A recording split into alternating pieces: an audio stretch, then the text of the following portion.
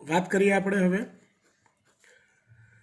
નવું unit plant physiology એટલે કે વનસ્પતિ દેહ ધર્મ વિદ્યા.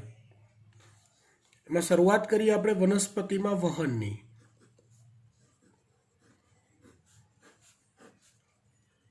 Late me clear one thing.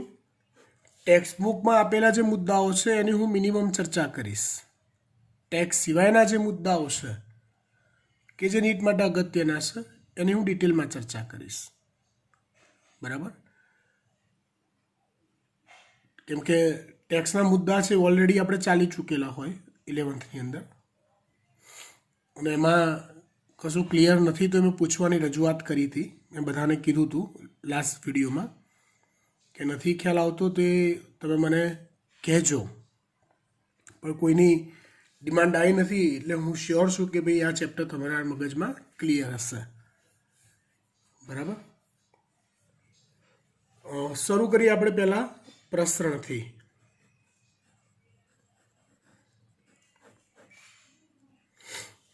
પ્રસરણ કોને કહેવાય તો એની ડેફિનેશન જોઈએ તો ઇટ્સ સો સિમ્પલ કે પદાર્થ એટલે દુનિયાનો કોઈ પણ પદાર્થ બેટા, ઘન પણ, પ્રવાહી પણ, વાયુ પણ અને આયન પણ, પદાર્થ કોઈ પણ સ્વરૂપનો હોય એ દરેક પદાર્થ પોતાના વધુ સંકેન્દ્રણનો અર્થ થાય માત્રા કે જથ્થો, વધુ સંકેન્દ્રણ ધરાવતા વિસ્તારથી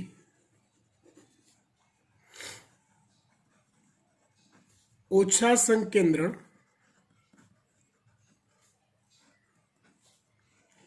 ધરાવતા વિસ્તાર તરફ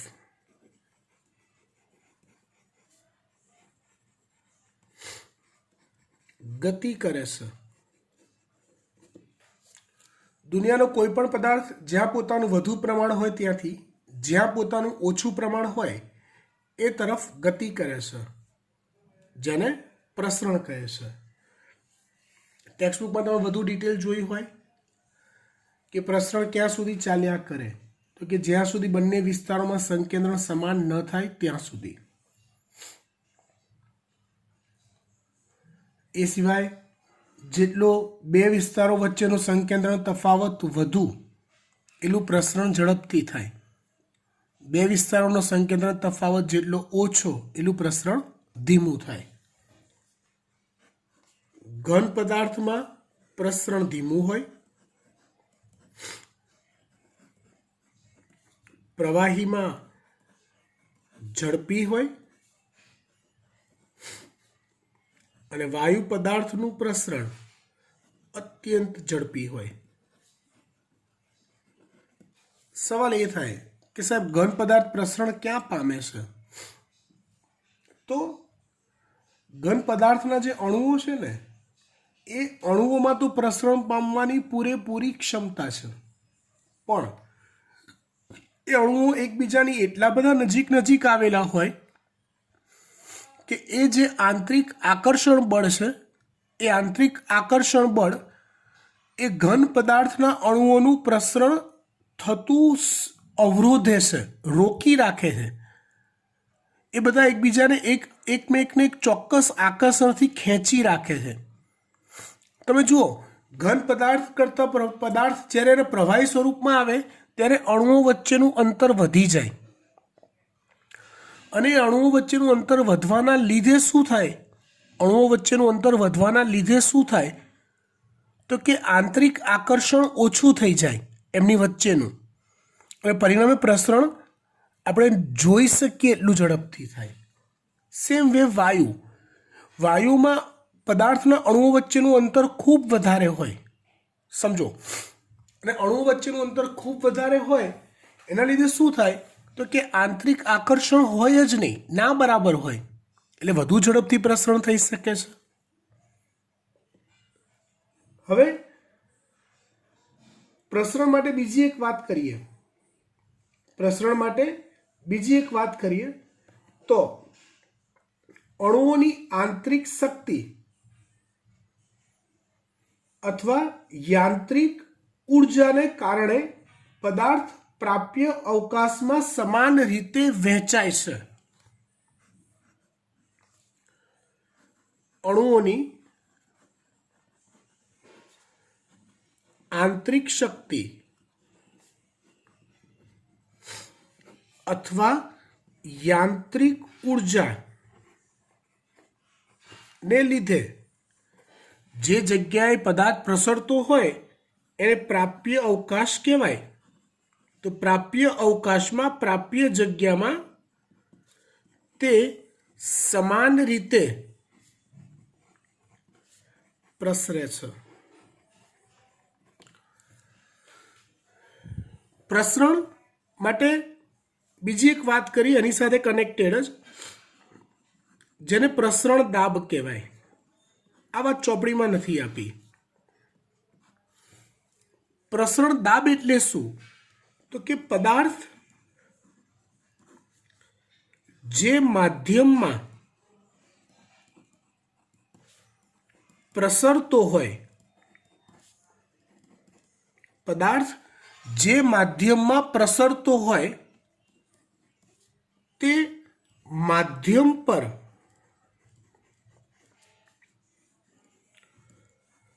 દબાણ ઉત્પન્ન કરે છે. આ દબાણને પ્રસરણ દાબ કહેવાય છે.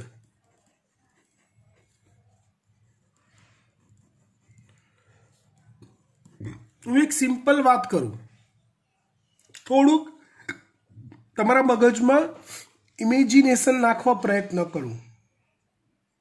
ઓનલાઈન ભણી રહ્યા છીએ એટલે ઇમેજિનેશન કરવું જ રહ્યું. હું એક રૂમમાં બેઠો છું અત્યારે, તમે પણ આ વિડીયો જોઈ રહ્યા છો તો એક રૂમમાં બેઠા બેઠા જોઈ રહ્યા છો.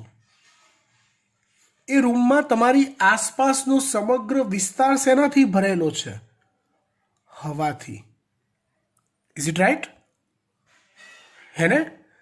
આપણી આસપાસનો સમગ્ર વિસ્તાર હવાથી ભરેલો છે. ત્યાં કોઈક ને કોઈક પદાર્થ તો છે જ. ધારો કે આ જગ્યા છે તો અત્યારે હવા છે જ વચ્ચે. હા, હવે હું મારો હાથ આમ કરું છું, આમ, તો એ સમય શું થશે તમે જોજો. હો, આમ કર્યું તો અહીંયા હવા હતી જ, આ જગ્યાએ હવા હતી જ. મારો હાથ આમ ખસ્યો ત્યારે હવા પર, એ માધ્યમ પર કંઈક દબાણ લાગ્યું તો એ ખસ્યું, તો મારા હાથ માટે જગ્યા થઈ. સેમ વે આપણે રૂમમાં બેઠા છીએ, આખો અવકાશ રૂમનો હવાથી ભરેલો છે. એ રૂમના ખૂણામાં મેં અગરબત્તી સળગાઈ અને એના સ્મેલવાળા અણુઓ જે છે અગરબત્તીના, એ આખા રૂમમાં પ્રસર્યા. તો તમે ઇમેજિનેશન કરો, એ સ્મેલના એક અણુની એ પ્રસરી રહ્યો છે તો એ કોઈકને ધક્કો મારીને પ્રસરી રહ્યો છે. કોને? એ કોને ધક્કો મારે છે? હવાના એ વિસ્તારમાં રહેલા અણુને ધક્કો મારીને પ્રસરી રહ્યો છે. તો એ જે ધક્કો માર્યો ને એને પ્રસરણ દાબ કહેવાય. એ જે ધક્કો માર્યો એને પ્રસરણ દાબ કહેવાય. ખબર પડી વાત? Is it clear? 100%? પાક્કું? શ્યોર? ઓકે. પ્રસરણ દાબ રિલેટેડ બીજી આપણે અગત્યની વાત કરીએ કે કોઈ પણ શુદ્ધ દ્રાવક હોય એનો પ્રસરણ દાબ દ્રાવણના પ્રસરણ દાબ કરતા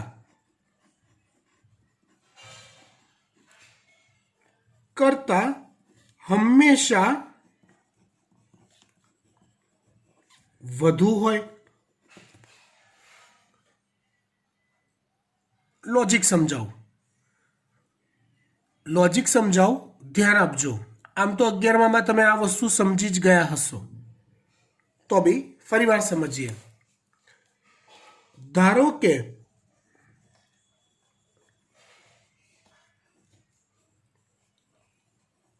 આ એક એવો વિસ્તાર છે કે જેમાં ફક્ત આ બ્લેક અણુઓ છે જે શુદ્ધ દ્રાવકના છે. બ્લેક અણુઓ કોના છે? દ્રાવકના છે. દ્રાવક સિવાય બીજું કશું જ નથી.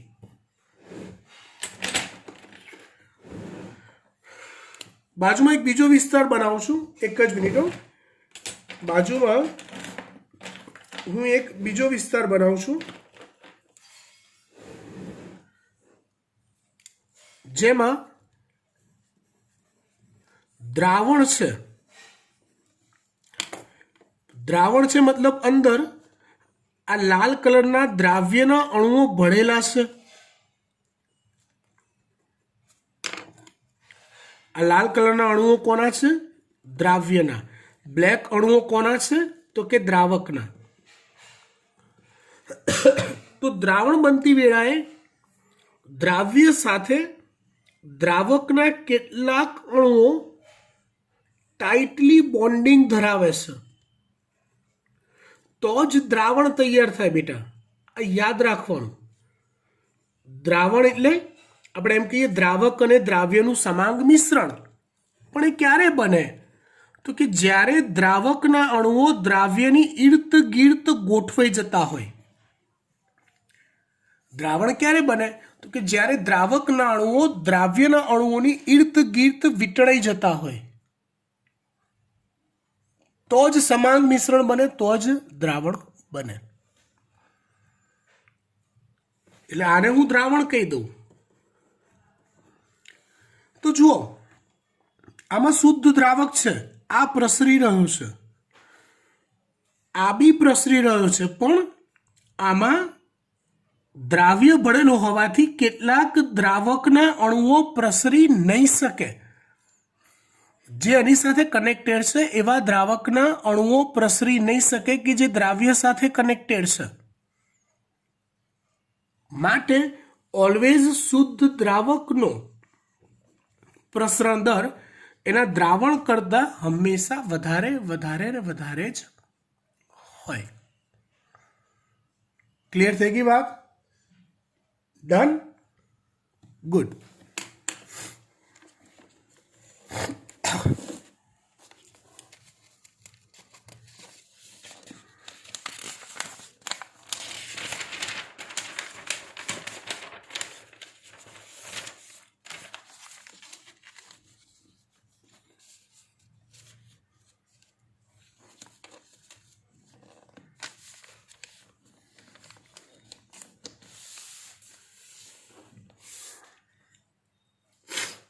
આગળ વાત કરીએ આપણે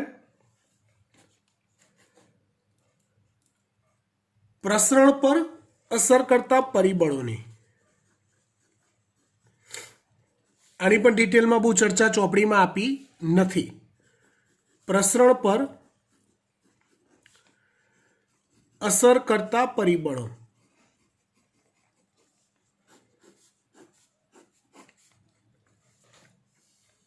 જો પહેલું પરિબળ આપણે લઈએ તાપમાન. તો બટ નેચરલ છે. તાપમાન વધે તેમ પદાર્થના અણુઓ વચ્ચેનું આંતરિક અંતર વધે. એટલે આંતરિક અંતર વધે તેમનું આંતરિક આકર્ષણ ઘટે, એટલે પ્રસરણ વધે. તાપમાન વધે તો પ્રસરણ વધે. કેમ કે અણુઓ વચ્ચેનું અંતર એટલું વધુ થાય, અને જેટલું આ અણુઓ વચ્ચેનું અંતર વધારે હોય એટલું પ્રસરણ વધુ ઝડપથી થાય. ત્યાર પછી વાત કરીએ આપણે બીજું અસર કરતું પરિબળ દબાણ.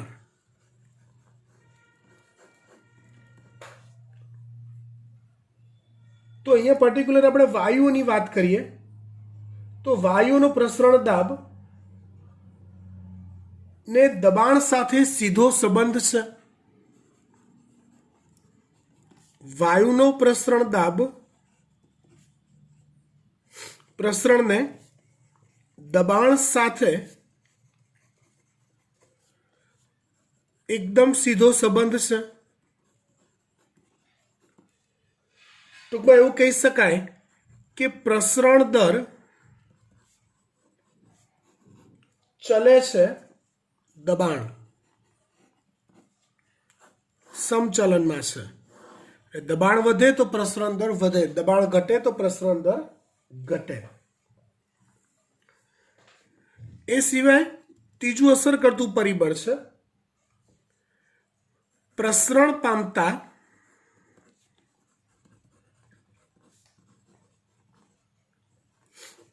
પદાર્થનું કદ અને દળ. જો સીધું સાદું પૂછવું ને તમે કહી દેશો કે સાહેબ પદાર્થનું કદ જેટલું મોટું એટલું પ્રસરણ ધીમું, અને પદાર્થનું દળ જેટલું વધારે એટલું પણ પ્રસરણ ધીમું. કદ જેટલું મોટું એટલું પ્રસરણ ધીમું, દળ જેટલું વધુ એટલું પણ પ્રસરણ ધીમું. એ તમે સમજી શકો એમ છો. પણ એ વ્યસ્ત ચલનમાં કામ કરે છે. એટલે પ્રસરણ દરને જો આપણે કેપિટલ ડી સંજ્ઞા આપી દઈએ તો કેપિટલ ડી ચલે છે 1 પદાર્થનું કદ ગુણ્યા દળ. એટલે કદ અને દળના ગુણાકારના વ્યસ્ત ચલનમાં કામ કરે છે કોણ? પ્રસરણ દર. લોજિકલી ક્વેશ્ચન પૂછાય કે બે પદાર્થ તમને આપેલા છે, પદાર્થ એ અને પદાર્થ બી. સમજો બંનેમાંથી કોનું પ્રસરણ વધારે? તમને બંને પદાર્થનું કદ અને દળ આપી દીધા હોય તો બંનેનો ગુણાકાર કરવાનો, વ્યસ્ત ચલનમાં જવાનું, એટલે ગુણાકાર જેનો વધુ આવશે એનું પ્રસરણ ધીમું થશે. It's simple. ઓકે. એવી રીતે પ્રસરણ પામતા પદાર્થની ઘનતા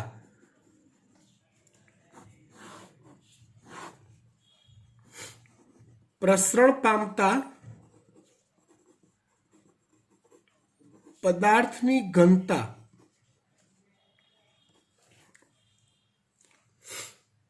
પ્રસરણ પામતા પદાર્થની ઘનતાના વર્ગમૂળના વ્યસ્ત ચલનમાં હોય છે પ્રસરણ દર. એટલે પ્રસરણ દર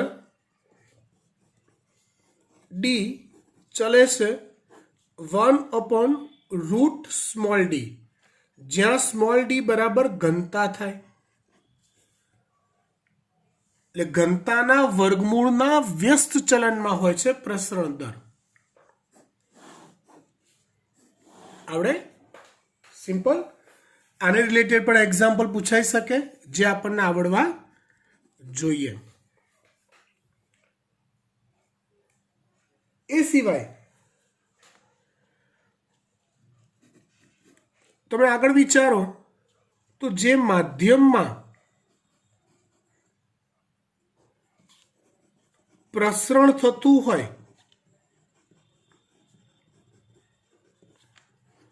તે માધ્યમની ઘનતા એ માધ્યમ જેટલું ઘટ્ટ હોય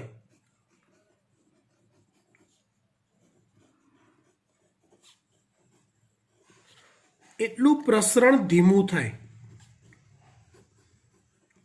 કોઈ પણ વાયુ હોય કે કોઈ પદાર્થ હોય એનું વાતાવરણમાં પ્રસરણ અને પાણીમાં એનું પ્રસરણ જોવા જાઓ તો પાણીમાં પ્રસરણ ઓલવેઝ કેવું રહેવાનું? ધીમું, વાતાવરણ કરતા.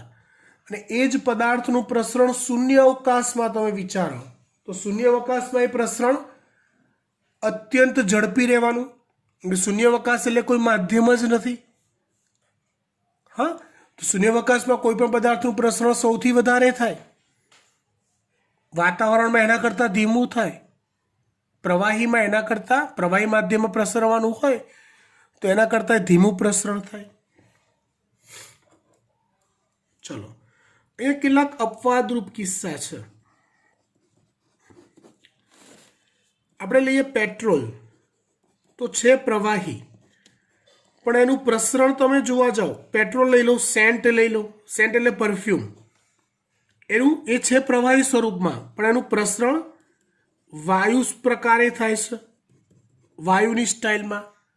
ઓલી નેપ્થેલિનની ગોળીઓ લઈ લો તમે, અથવા એને ગુજરાતીમાં કપૂરની ગોળી કહેવાય. આ બધા છે, આ ઘન સ્વરૂપ છે, આ બંને પ્રવાહી સ્વરૂપ છે, પણ એનું પ્રસરણ વાયુ પ્રકારે અથવા વાયુની સ્ટાઇલમાં થાય છે. સમજી ગયા? પ્રસરણ માટે આટલું જ. ત્યાર પછી આપણે વાત કરીએ આશ્રુતિની. કોની વાત કરીશું? આશ્રુતિ.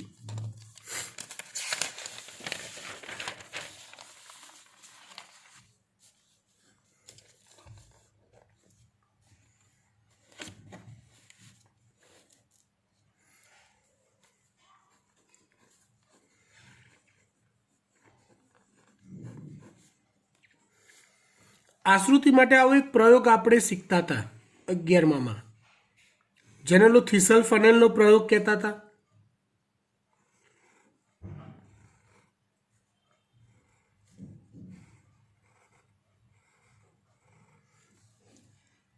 ફટાફટ આપણે એનું સ્ટ્રક્ચર બનાવી દઈએ, કે સમજવા માટે જરૂરી છે. આ થીસલ ફનેલની દાંડી છે, જેમાં અમુક અંતર સુધી ખાંડનું દ્રાવણ ભરેલું છે.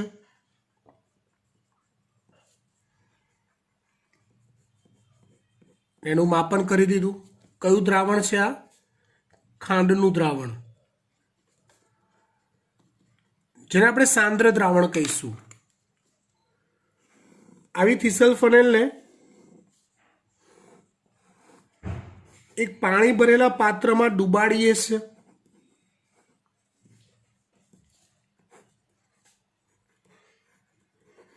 પાણી ભરેલા પાત્રમાં ડુબાડીએ છીએ આપણે. વચ્ચે બાંધ્યું છે આપણે અર્ધ પ્રવેશશીલ પટલ.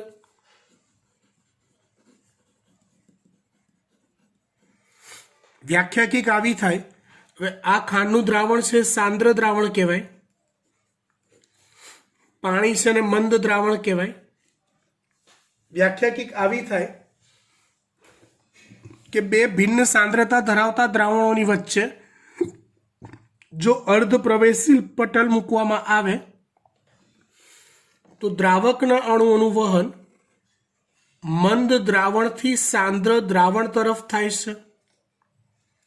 બે ભિન્ન સાંદ્રતા ધરાવતા દ્રાવણોની વચ્ચે જો અર્ધ પ્રવેશશીલ પટલ મૂકવામાં આવે તો દ્રાવકના અણુઓનું વહન મંદ દ્રાવણથી સાંદ્ર દ્રાવણ તરફ થાય છે. આ ઘટનાને આશ્રુતિ કહે છે. લખતો નથી, વ્યાખ્યા ચોપડીમાં આપેલી છે ને તમને આવડે છે. ક્યાં સુધી આશ્રુતિની પ્રક્રિયા ચાલુ રહે? તો કે જ્યાં સુધી બંને દ્રાવણની સાંદ્રતા સમાન ન થાય ત્યાં સુધી આશ્રુતિની પ્રક્રિયા ચાલુ રહે છે. જ્યાં સુધી બંને દ્રાવણની સાંદ્રતા સમાન ન થાય ત્યાં સુધી આશ્રુતિની પ્રક્રિયા ચાલુ રહે છે. સેમ આ જ વસ્તુ કોષને લાગુ પડે છે. આ કોઈ વનસ્પતિ કોષ છે, બહાર કોષ દિવાલ છે, અંદર કોષરસ પટલ છે.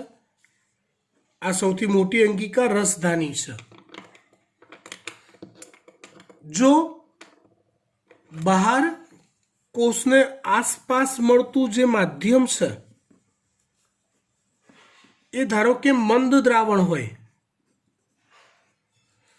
તો સાપેક્ષે કોષરસ સાંદ્ર દ્રાવણ થઈ જાય છે. સાદી ભાષામાં કોષને જો તમે સાદા પાણીમાં મૂકો છો, કોષને જો તમે સાદા પાણીમાં મૂકો છો તો અહીંયા આશ્રુતિ માટેની કન્ડિશન રેડી થાય છે. એટલે પાણી મંદથી સાંદ્ર દ્રાવણ તરફ ગતિ કરે છે. આમ જો કોષની અંદર પાણી પ્રવેશે તો એ ઘટનાને અંતઃ આશ્રુતિ કહેવાય છે. એ ઘટનાને શું કહેવાય છે? અંતઃ આશ્રુતિ કહેવાય છે.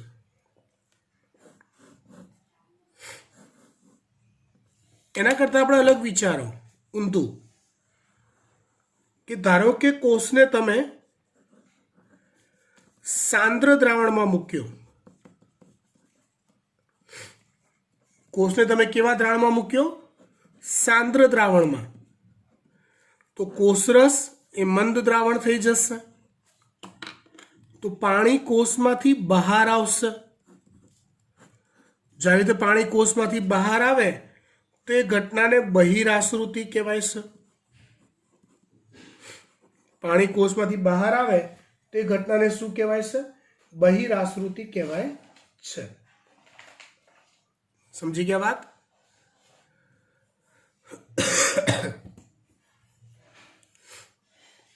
त्यार पछी बात करिए आपणे प्रतिआश्रुतिनी, अथवा अंग्रेजी में कहेवाय ने रिवर्स ऑस्मोसिस।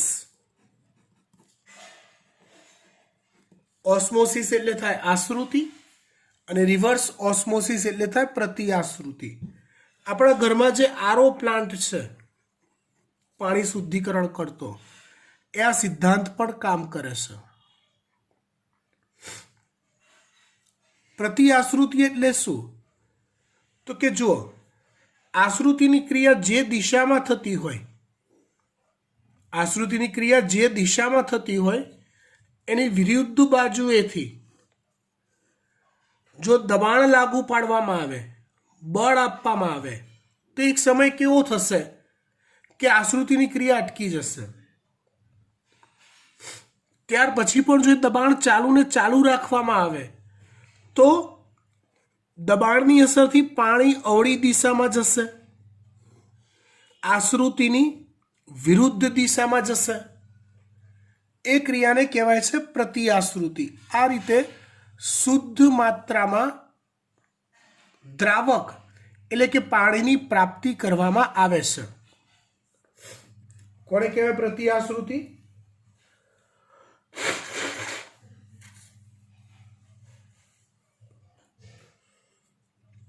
अर्धप्रवेशशील पटल द्वारा पाणीनु सांद्र द्रावण थी मंद द्रावण तरफ ना वहन ने प्रतिआश्रुति कहे छे। आरओ प्लांट अथवा रिवर्स ऑस्मोसिस प्लांट में पानी वधु शुद्ध मेळववा माटे आ सिद्धांतनो उपयोग करवामां आवे छे।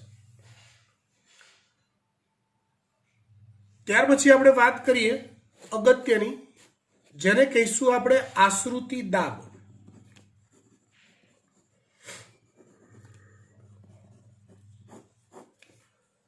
पहला सैद्धांतिक रीते आश्रुति दाब समझाई दઉં तमने। धारो के आ जे पटल है ने बेटा, ए अर्ध प्रवेशशील पटल है।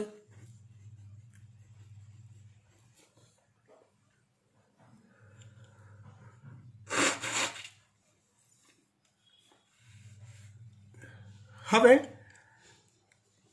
अहींया द्रावक है अने अहींया खांडनुं सांद्र द्रावण है। आ सांद्र द्रावण, आ मंद द्रावण। चोपड़ी वाली डीप में व्याख्या समझाई नहीं, पण तमने आवड़वी जरूरी है।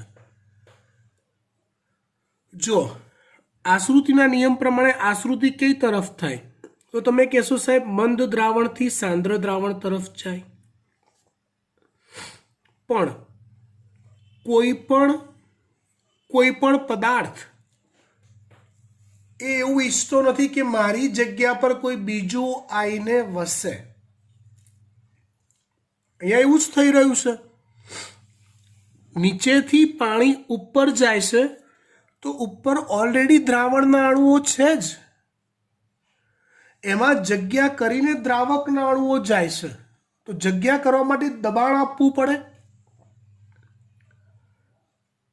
હા, તો એ आश्रुतिनी क्रिया अटकाववा माटे एनी ऑपोजमां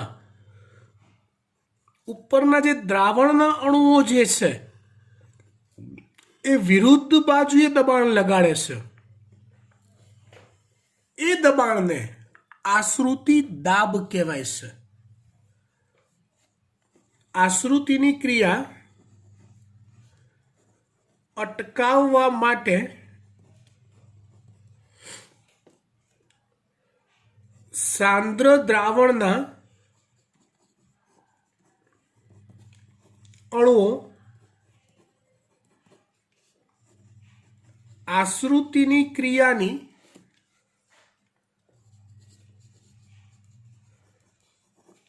વિરુદ્ધ બાજુએ જે દબાણ લગાડે છે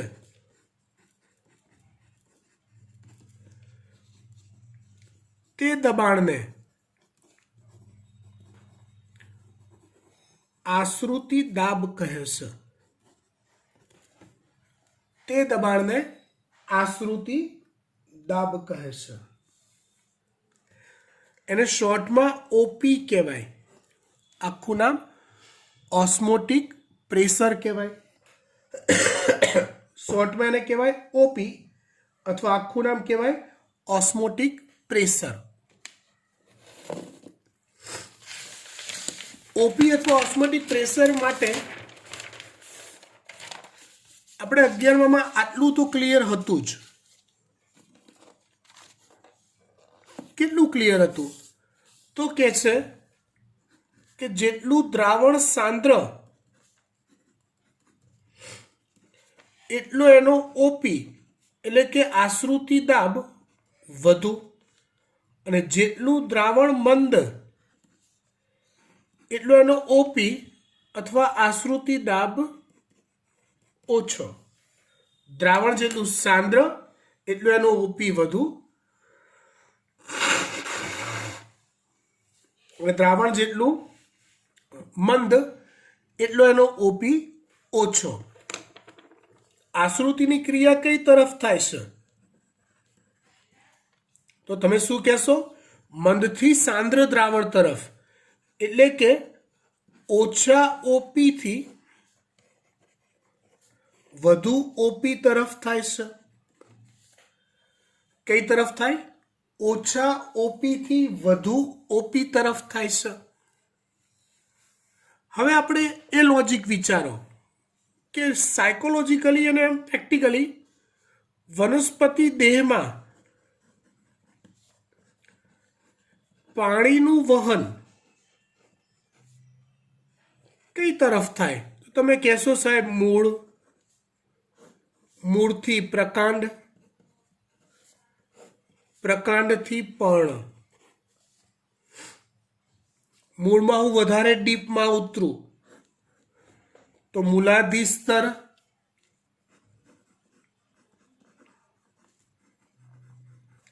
ત્યાંથી પછી બાહ્યકમાં, ત્યાંથી પછી અંતઃસ્તરમાં, ત્યાંથી પછી મૂળની જલવાહક પેશીમાં, ત્યાંથી પછી પ્રકારની જલવાહક પેશી, ત્યાંથી પછી પર્ણ. આ રીતે વિચારી શકાય. તો પાણી આ દિશામાં વહન પામી રહ્યું છે બેટા. તો સીધું સાધું તમને લોજિકલ ક્વેશ્ચન પૂછવામાં આવે, સમજો. તમને વનસ્પતિના જુદા જુદા ભાગોના નામ આપી દે અને તમને કહે કે આ અલગ અલગ ભાગોમાં કઈ જગ્યાએ આશ્રુતિ દાબ વધુ, તો તમને ખબર પડવી જોઈએ પાણીનો વહનનો માર્ગ. મૂલાધિ સ્તરથી બાહ્યક, બાહ્યકથી અંતઃસ્તર, અંતઃસ્તરથી મૂળની જલવાહક પેશી. તો ખાલી હું આ ચારની વાત કરું તો વધુમાં વધુ આશ્રુતિ દાબ અહીંયા હશે.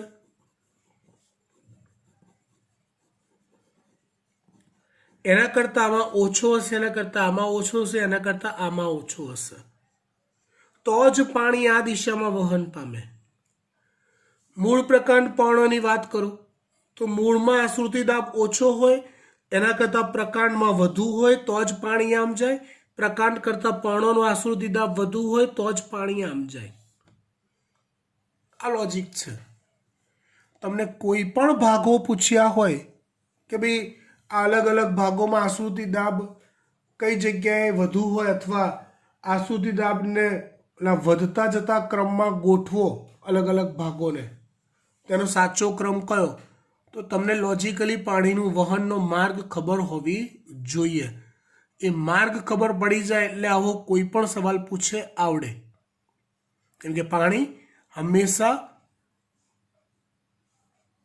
ઓછા આશ્રુતિ દાબથી વધુ આશ્રુતિ દાબ તરફ જ ગતિ કરે છે. આ જ લોજિકને થોડુંક વધારે ડીપમાં લઈ જઈએ તો જુઓ, વનસ્પતિના પ્રકાર લઈએ તો એક જલોદભિદ વનસ્પતિ છે, પાણીમાં ઉગતી વનસ્પતિ. બીજી છે મધ્યોદભિદ, આપણી આસપાસ જે સ્થળચર વનસ્પતિ છે એ. ત્રીજી છે મરુદભિદ,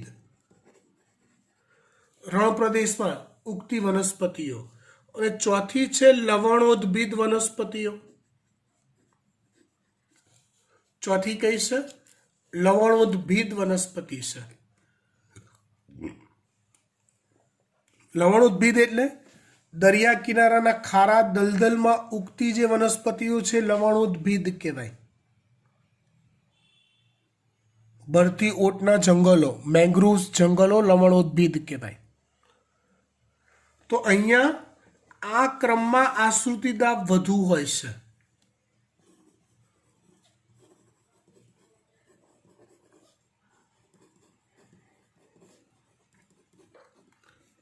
મતલબ જલોદભિદ કરતા મધ્યોદભિદ વનસ્પતિઓમાં આશ્રુતિ દાબ વધુ હોય, સાંદ્રતા વધુ હોય એના કોષોમાં. મધ્યોદભિદ કરતા મરુદભિદમાં, મરુદભિદ કરતા લવણોદભિદમાં. એટલે વનસ્પતિ સૃષ્ટિમાં સૌથી વધુ આશ્રુતિ દાબ કોનો હોય? તો હું એવું કહું લવણોદભિદના પર્ણોનો હોય. અને ઓછામાં ઓછો આશ્રુતિ દાબ કયા કોષોનો હોય? તો હું કહું જલોદભિદના મૂળના કોષોનો હોય. ખબર પડી ગઈ logic? Done done done done. Clear? Fine. Okay, હવે આપણે વાત કરીએ આશ્રુતિ દાબનું માપન કઈ રીતે કરી શકાય.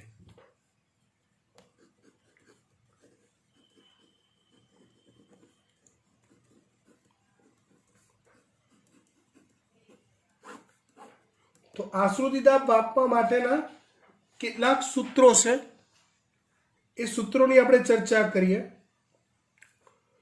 તો OP is equal to CST. OP is equal to CST, આ એક સૂત્ર છે. ઓપી એટલે આશ્રુતિ દાબ, સી બરાબર થાય દ્રાવણની સાંદ્રતા,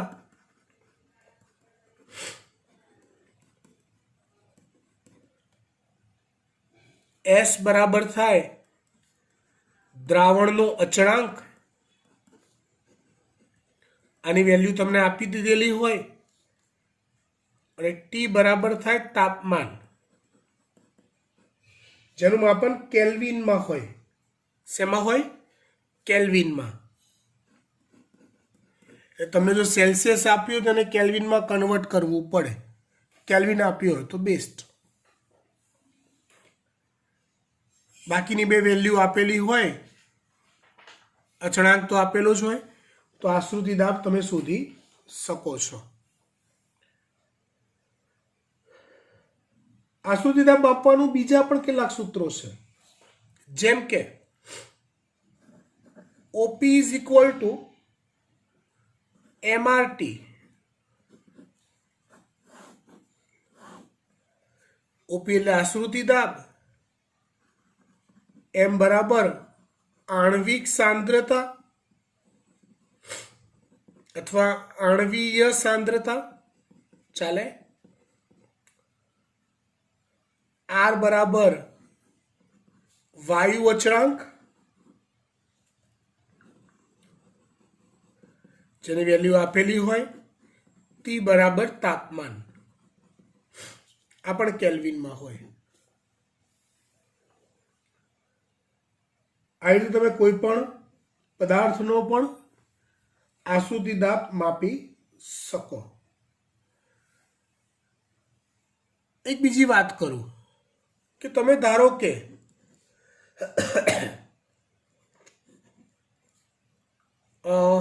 પેલા સૈદ્ધાંતિક ભાષામાં લખીએ, મજા આવશે કે ભાઈ બિન આણવીય અથવા બિન આયનિક સ્વરૂપ ધરાવતા પદાર્થ ના દ્રાવણ કરતા બિન આયનિક સ્વરૂપમાં ફેરવાતા હોય એવા પદાર્થના દ્રાવણ કરતા આયનિક સ્વરૂપમાં ફેરવાતા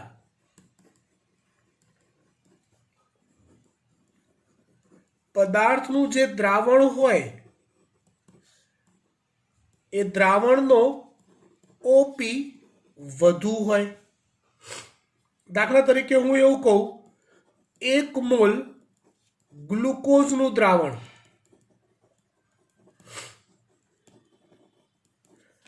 અને એની સરખામણી કરું હું 1 મોલ NaCl ના દ્રાવણની,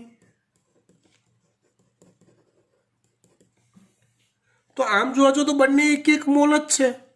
તેનું દ્રાવણ સમસાંદ્ર સમાન સાંદ્રતા વાળું હોવું જોઈએ, પણ ના, પાણીમાં દ્રાવ્ય થયા પછી ગ્લુકોઝના અણુ ગ્લુકોઝ જ રહેશે, પણ NaCl ના અણુઓ Na+ અને Cl- માં ફેરવાઈ જશે, ડબલ થઈ જશે. એટલે આની સાંદ્રતા ઓલવેઝ વધારે હોય આના કરતા, એટલે ઓપી ગ્રેટર ધેન હોય આનો. કોના કરતા?